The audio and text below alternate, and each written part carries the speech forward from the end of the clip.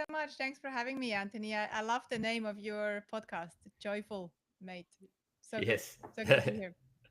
It's so great to have you on, and you're someone that when I follow you on social media and whatnot, that you have that aspiration for joy and living the fulfilled life. So I think today you're a fantastic guest for the listeners in terms of helping them better understand, well, certainly what joy and happiness is to you and how you foster it. But before we get into that, I'd love you to share your backstory, how you've arrived at what you're doing today. Yeah, I'd love to. I'd love to share. I'll give you the short version, but I do feel like I need to, always sort of misbust about this accent of mine. So I was born in Switzerland and moved to Australia about 20 years ago, actually. So I'm a Swazi, Swiss Aussie, and growing up, it's a really cool blend because growing up in Switzerland, it's quite, especially when I was younger, it's quite a rules driven society. It's, people don't step outside of their lanes too much. And especially also, I guess, where I grew up in a small village where everyone knows what everyone is doing and everyone is commenting on everyone. And just that it's never sat well with me, that whole, what are they doing and what are they doing? And then, I guess when I was 16, I did an intern, not an internship, an exchange year in Costa Rica in a Latin culture. So coming from conventional Swiss, following the rules, being a good girl, good grades in school and studying and all that. And then I went to a Latin culture for a year at 16, and it just brought out the rebel in me. And I'm like, what is this? I love this. These people are my people. Just, more free, I guess, free spirited and a bit wild, and I met a lot of Australians while I was there at 16. My best friends, they were 2 years older. The Aussies, they did do exchange years a little later. So they were 2 years older, and my best friends were all Australians because they were crazy. And I'm like, these are also my people. So I went back home at 17. I'm like, one day I will become an Aussie because I feel like that's more my spirit. And so when I was 23, I got an opportunity to come to Australia during my studies. I was studying in Geneva. I was studying political science and marketing. Got a scholarship to go to Sydney University for a year when I was 23 in 2005, I think, and got stuck in Australia. I did go home to finish my degree because you don't have to pay for university in Switzerland, and finished there, finished my degree, and then moved back to Australia. Started working in advertising and marketing, and then 2009 started my own company called Basic Bananas, which you know really well too, which is a marketing school for business owners. And then all along, I guess some really cool experiences and adventures. I love adventures, and I got two little girls too, and so still running Basic Bananas, which I'm incredibly passionate about, and also another company called Ocean Lovers, which is all about ocean conservation and celebrating our beautiful ocean. So that's sort of the shorter version of how I how I arrive here with you. So fantastic, and yes, I certainly love what you do in terms of I've been a member of the Clever Bunch, and I got so much out of that course. And working with Basic Bananas was a lot of fun. So really got to know you well, and Christo. So Yeah. it's so great to have you on. You in LinkedIn, you have this.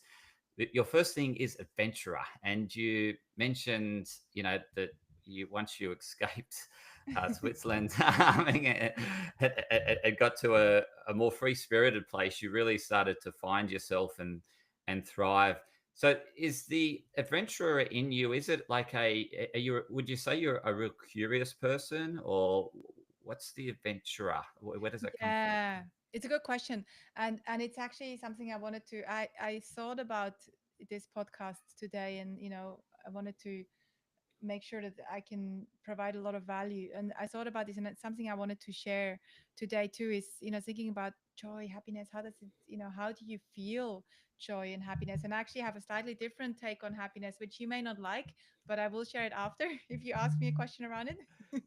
Well, let's go there now. No, Let's no, no. go. Let's finish this quickly. Okay, So, okay, okay. adventure. So, I think one of the ways to feel joyful, happy, if you want to use that word, is to know. our values. So to know what makes me happy, to know what makes me fulfilled.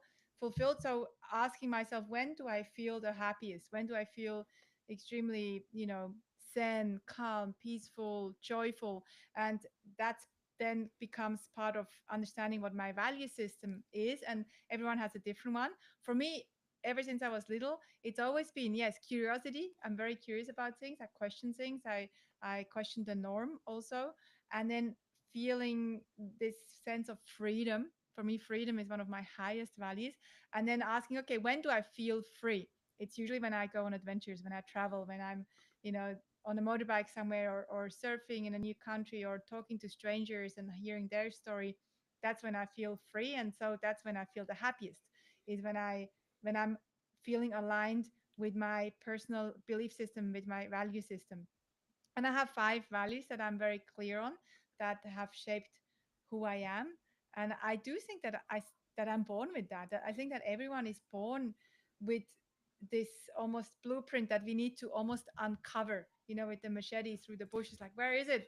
What is it? And once we have this clarity and we can live aligned with that, that's when joy comes and happiness, I think. And those values to you, what are they? So I even have them.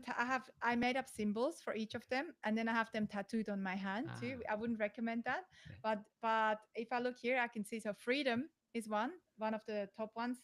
Then I have love. I feel like love is the underlying force of everything. Love. I've got trust, trusting in myself and trusting in the universe, even when things don't go what you think they should, how they should go, and it's really tough. Just trust. It's all good. Evolution. I need to continuously learn new things to feel aligned with who I am and to feel happy and fulfilled, and impact, making a positive impact. So as long as I feel like, and that's why all the businesses that I run and get involved in and invest in, they always make a positive impact. And I have lots of people that come, hey, how about this business? Do you want to get involved? Or even my partner has a new business idea every 5 minutes too. And most of them don't make a positive impact. So most of the ones that he comes to me with is like, hey, do you want to get involved? Do you want to help build this? Unless they make a positive impact, I can't do it. Like, even if they're super, the latest one was a car wash. And I know that we can definitely build a very profitable car wash around here. There's none around here, but it's so not ethical in my eyes. It's like, it's one of these stupidities, like wasting water that we don't have. The planet doesn't have enough water. And for things that already damage the planet, cars, is like, I cannot, I cannot build a business like that because it's not aligned with my value of integrity and making a positive impact. so living a life aligned to your values is what really gives you fulfillment on a daily basis. Yes. Yeah. Yeah. Okay. And then should we go to the happiness thing? Absolutely. Let's go there. Okay. So here's my take on this whole thing. I think there's too much focus on the pursuit of happiness. I think too many people talk about just be happy, and there's too much focus on happy. You got to be happy. You got to be happy. If you're not happy, there's something wrong with you.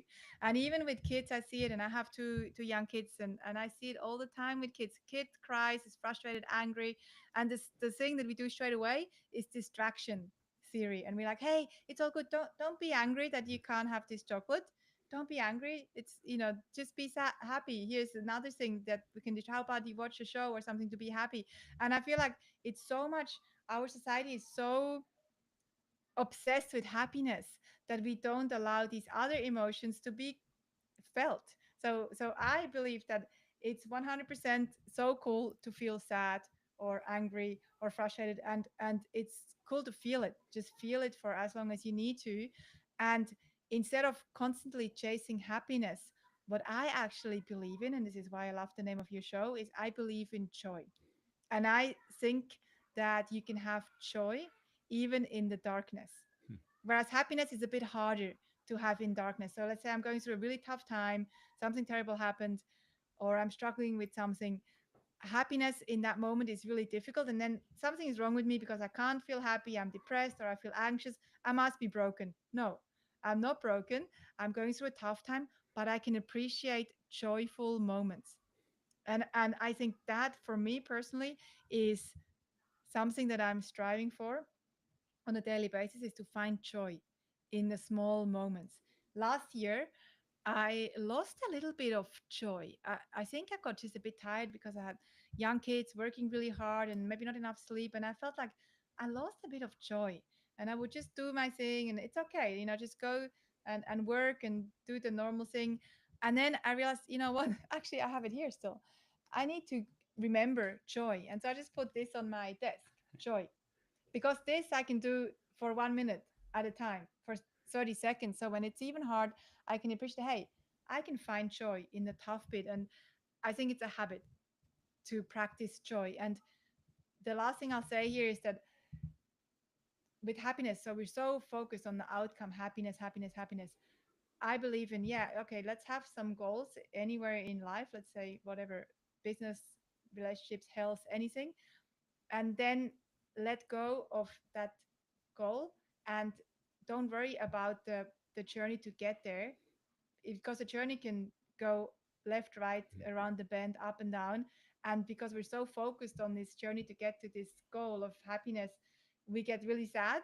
And instead, I believe, just detach from this journey that is really crazy called life, and find the joy in small moments, like a joy snack. Eat a little bit of joy every now and then. Love it. I love your take, and it's certainly aligned to me. I was tossing around book titles, and one of the ones that come to mind, I'm certainly not going with it, was how the pursuit of happiness is making us miserable, right? Yes, So I like yes, that. so I like that.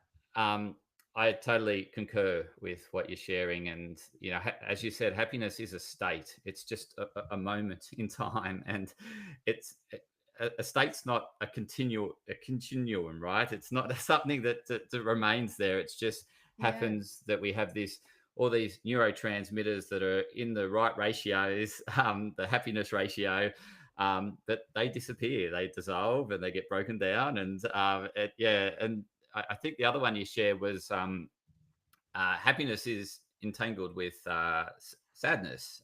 So, uh, like at the same time, we're happy about something, but we're sad about something else, right? It's that entanglement that, and they, I guess, two opposite ends of the poles, and you can't have one without the other. So they're yeah, linked together. Like, so if we were permanently happy, then what's sadness? And then if we didn't experience sadness, what's happiness? So very it's true.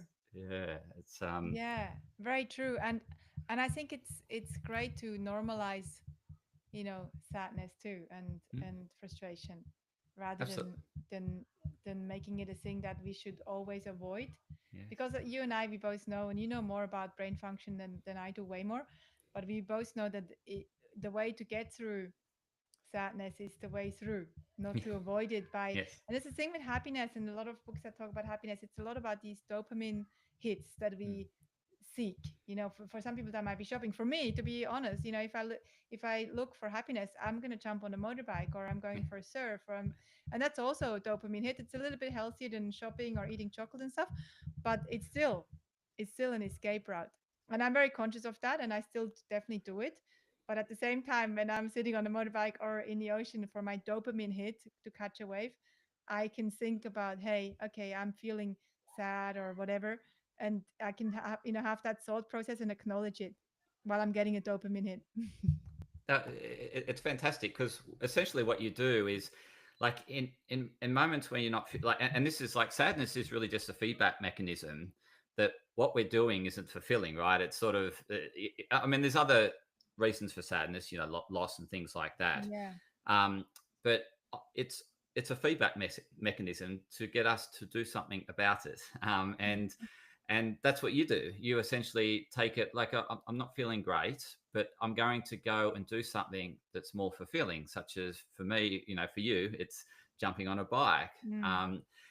And I just wanted to touch on the point that you mentioned dopamine, because there was a article in the National Geographic that I just read before this podcast, and it was talking about dopamine and how it's taken off on TikTok, and there's Yeah, yeah. dopamine detoxes, dopamine fasting, and how do Really, I we haven't seen that. yeah, so it's a real fad at the moment. Yeah, yeah. And what the neuroscientists are saying is they've got the wrong take on dopamine. Dopamine alone is not happiness. like happiness happens when we get a burst of these neurotransmitters, which incorporates dopamine, but it's not just dopamine, it's serotonin, oxytocin, as well as the endorphins. And I'm thinking, when you jump on the bike, of course, like there's movement towards what you value, which is freedom. So Mm-hmm. that's the dopamine, the reward Mm-hmm. system kicking in. The serotonin is again associated with mood, and because it's aligned to your values, you're going to feel a good mood. And then the oxytocin is connection with your values, and then the endorphins are like the adrenaline rush that you get with it from the freedom and the speed, and so for me that I can see how that can result in the this beautiful burst of neurotransmitters and really helps pick you up. Yeah, yeah, and I guess the the point in this example is that for anyone listening, we all have different mechanisms to get to happiness, and I guess it's recognizing, hey, let's say mine is binge eating. Well, that's maybe not that healthy, so maybe find something more healthy that will actually, get you into a state of flow, because the activities we talk about, motorcycle riding and surfing, they're all states that get you into flow, which I'm sure you as a neuroscientist, you'll know what happens in the brain when we get into the state, which is probably what you just shared before. Yeah, yeah, exactly. We're out of that fight or flight state or the stress state, and we're in this where our wavelengths are sort of this nice mix between alpha and theta, and we get this gamma Yeah, burst. And anyway, we get this yeah, complete alignment through our yeah, nervous system, uh, and with that alignment, we feel who we are. Like we're so authentic and in align with who we are. We're not doing something that's out of alignment, like you mentioned in terms of the car wash. That's so not aligned to your values that no, you just couldn't move forward. There'd be no dopamine there, no, right? It's no. no, Yeah. So, um, in terms of like obviously you've got a fair bit of I'm not saying that you're old, but you've got a fair bit of experience running businesses and experiencing life and traveling and whatnot. Through your travels and experiences, what have you come across that you realize when you're a little girl that it's a complete myth around happiness or misconception around happiness? What are some of the things that you've learned on your journey? the first one that comes to mind, so coming from intuition, I trust what the thought that's come to me is a misconception is an obsession also with self help.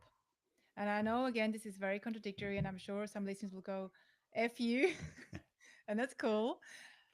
Self help, what I mean is that there's such an obsession with focusing on ourselves only and for a very long time, rather, and maybe sometimes, borderline narcissistic Mm, tendencies.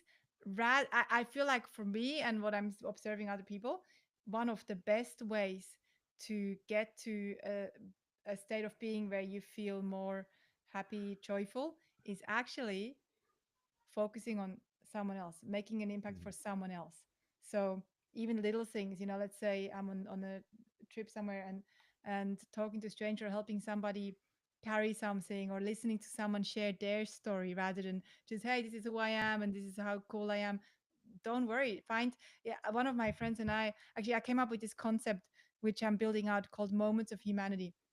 And one of my friend and I discussed it the other day. We want to do a show on it, and it's finding the remarkable in the seemingly unremarkable. So anywhere in the world where you meet people, you might think, "Oh, this is just a farmer or whatever, a homeless person," but there is remarkable in every unremarkable. And I feel like one of the biggest misconceptions is that already, that, hey, there's so much unremarkable. No, no, no. There's so much remarkable yeah. in the unremarkable. And secondly, focusing more on other people when we maybe feel down, and see what happens. Because often moving from self help to help others will actually be the thing that will lift our spirit. Wow, you're the first person I've interviewed that shared that uniqueness around this obsession around self help. So it's a fantastic insight because I can totally concur with what you're saying. Because in that obsession about self, we become disconnected Yeah, from others, and that lack of connection from others, yeah, we lose ourselves because we don't. We essentially thinking, well, what value am I adding to planet Earth? What's the point of me being here when I don't connect with anyone? I don't connect with anything, and I was interviewing a guy on longevity, and he studies the blue zones peoples and visits the blue zones in Europe and whatnot. And he said that one of the beliefs that they have yeah, is when you feel lonely, yes, that's you're dying. yeah. I read that. Did you? Yeah, Yeah, yeah, yeah, yeah. In fact, there are studies around the blue zones, and also in general, there are studies around what makes people happy and connections, friendships, really deep rooted friendships, and not 2,000 friends on Facebook, yeah. but five, Yes, two. yeah, I say two yeah, really close friends yeah, is what helps people to feel more connected to themselves. So yeah, exactly what your friend also said is with the blue zones. It's they have such a close knitted community, and the elderly are so old. They live so long because they look after the grandkids. Whereas here in our society, we put our elderly in two homes where they're alone.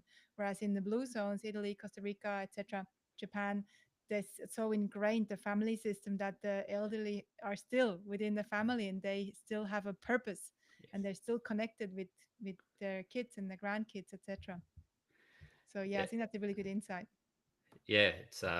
It's fascinating because then if you look at our world today, it's becoming, in a sense, quite tribal and separated and Yeah, disconnected. And yeah, then you look at social media, and then it's what is that doing for us? Well, there's a point of comparison all the time, and that comparison is comparing me to you, but you're completely unique and different. And why should like it doesn't help us. no. No. So, what are some of the things that you do to remain connected, or what are some of the practices that you do on a regular basis where you're doing that active giving? Is it some yeah, just share as to Yeah, yeah, yeah. yeah, I was just thinking, on the community front, I'm working really hard, and it's one of my main focuses, and it has been last year to build community and for people more to feel connected, other than their own circles. So one of them is with Basic Bananas. For us, it's all about building business community and facilitating that through the masterminds and getting people connected in with each other so they're not alone and they meet up. As you know, we meet up every month, and also we have weekly meetings, and then we have an in-person gathering too. So that's community with business owners. And then on the other side, with ocean lovers, which is one of my other businesses. And with ocean lovers, the whole mission has always been to celebrate and protect our ocean. And we moved a little bit away from that purpose by focusing too much on product, and I feel like we need to come back again. And the product at the moment that we have is surf suits made from recycled plastics. And also we're just launching a line of bags made from recycled kites from kite surfing. But again, that's product. What we need to move back to is actually community, because we started with that. We started without a product. We started with building community. And we had, when we first launched in 2000 and maybe 18 or 16, maybe actually 16 or 17, we started with building communities of ocean lovers around the world who want to organize gatherings to do beach cleanups. And also we had a program in kindies and preschools for kids to learn about ocean conservation. So it was all about community, and we moved away from that, and now we're moving back into that. So more community building again, facilitating these community groups around the world to gather around ocean loving. And so that's, when it comes to focusing on something else than internal, that's my vehicle, always has been for a long time. How can I make an impact through business? It's really part of my mission. And those are, two examples, I would say. And then I'm also on the board of a few organizations, and a new, not a new, but I'm new on the board of a charity that is all about regenerative efforts in the northern rivers here around Byron, in the Byron Shire. And then another organization which is an entrepreneurs organization. So just I guess donating some of my time to the causes that I believe in. and also your very like you're a keynote speaker, so you're out there as an activist, for Yeah. so you want to share a bit about your keynote speaking and the inspiration you share around Yeah, it. we talked before about writing books, and I love writing. I don't have enough time to write. I generally write early mornings or when I'm on planes, but I love it. And I've written 4 books, and one of them, and I'm working on the next one. And one of them I wrote about courage. It's called The Courage Map, and it's a really cool book that also talks about some of the lessons I got from the road when I was riding a motorcycle from Switzerland along the Silk Road to Kazakhstan. And at the moment, I'm getting booked, and I published that book about 4 years ago, and I'm getting a lot of keynotes invitations on that topic of courage. And I think it's because people need courage now more than ever. So I'm doing a lot of that. I'm just about to do a tour for mortgage choice around Australia. I'm back in the US. I did a tour last year in the US. Again, you know, I love it. I definitely also I can't say yes to everything because I also don't want to be away from my family for too long. But it's definitely really rewarding to be out there talking to people. And after every keynote, there's always someone in tears every time. Someone there's usually people that come up and they talk and they share their experiences. There's usually always someone in tears, and usually the thing that they share with me is that I needed to hear this because now I can make the decision that I always knew I needed to make, but it was too hard to make. I was too scared. Now I'm going to make it. So that's really cool to hear. And I'm not a coach, and I don't coach people, but that kind of is what I guess I do on the on stage. That's an absolute. You're inspiring people, and throughout this conversation, because I just recently did a podcast, well, today with Emma Dunwoody on human Oh my design. god. Yeah, Yes. we actually community. We built together a mastermind in Byron Bay with a Ah, bunch of women entrepreneurs that her and I wow. built together. So love Emma. Love Emma. Yeah. And she was a member of the Clever Bunch too. Yes. That's how I Yes. met her. And that's how I met her. Yeah. Yeah. At the experience. And Yeah. I was just wondering throughout the conversation, for me, you're either a manifester or a manifestor generator. Have I got that way close or I think I'm a generator. you're a generator? Okay, I okay, think, yeah. let me quickly check. I'm pretty sure I'm a generator. Because a generator's a builder, so you're constant. You take inspiration and then you build on that and create success from that. Is Yes, yes, I'm a generator, and I've got this path, and I don't know much about human design, but Emma sent me a whole bunch of stuff. I think 5-1, which is basically people that want to make an impact. okay, yes, Yeah, and you've said that several times in our discussion. Is yeah, it's not making an impact. I want to do something that makes a positive yeah, impact. Yeah, yeah. yeah, yeah. Otherwise, I'm not interested. Yeah, Yes, yeah. You want to yeah. leave that legacy that you're making a difference, and so great to have this conversation with you, Francesca. How can the listeners, viewers, best connect with you?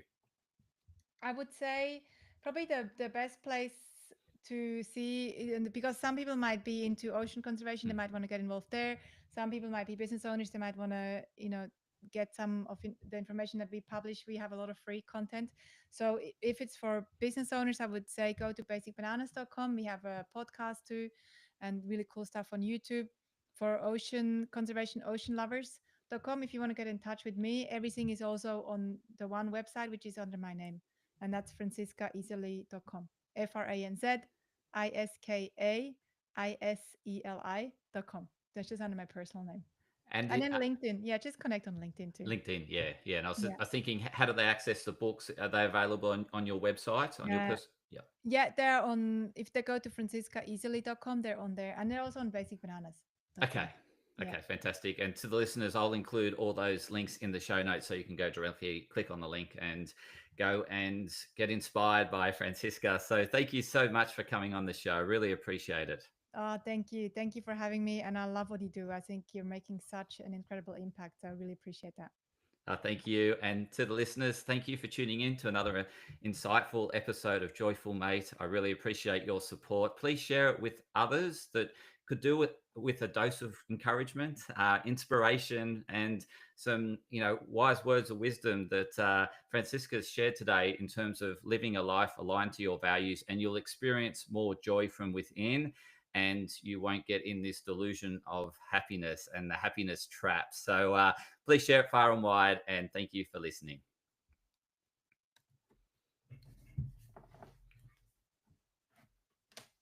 Thank you so much. Oh, you're so welcome. How cool that